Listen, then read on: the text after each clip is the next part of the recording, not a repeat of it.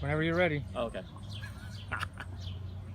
So today we're working with the Ronin S and the Sony A7 III, one of the newest kind of combos for video.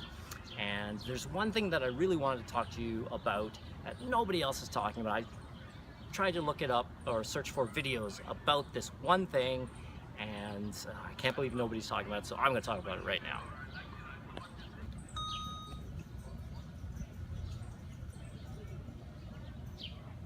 The one thing that I really want to kind of tell you guys is, you know, when you're using the Ronin S with the Sony or even with a Canon, and nobody's talking about this, it's the connectivity. The cable that you get with it, you get a whole bunch of cables with it, and one's a micro USB, one's a USB-C cable, and then you got this one weird cable, and it's the input or the output from the Ronin S to an IR light, so an infrared light. And what they tell you on the forums and at DJI, what they tell you is that for Sony and Canon, they weren't able to get access to the system firmware to be able to control the camera with the Ronin controls, as you can see here, right? The follow focus dial, the record button. Instead, they had to do a workaround, which is connecting the gimbal to an IR light cable that shines into, and if you look right here, into the IR, the infrared sensor on the camera. And that's when you can really just use the record button. And that's all it is.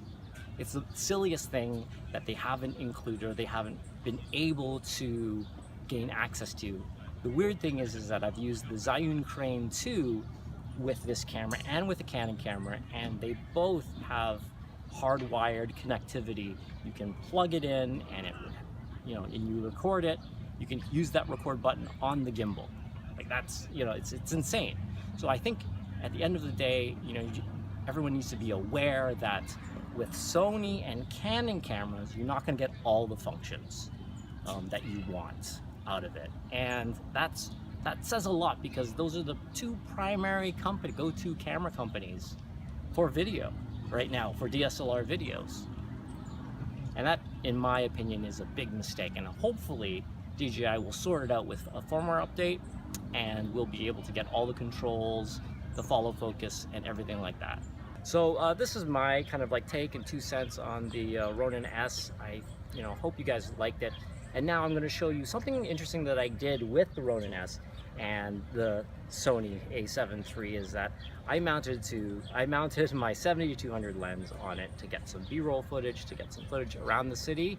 I want to show it to you guys and see what it can do with a 200mm lens. So check it out.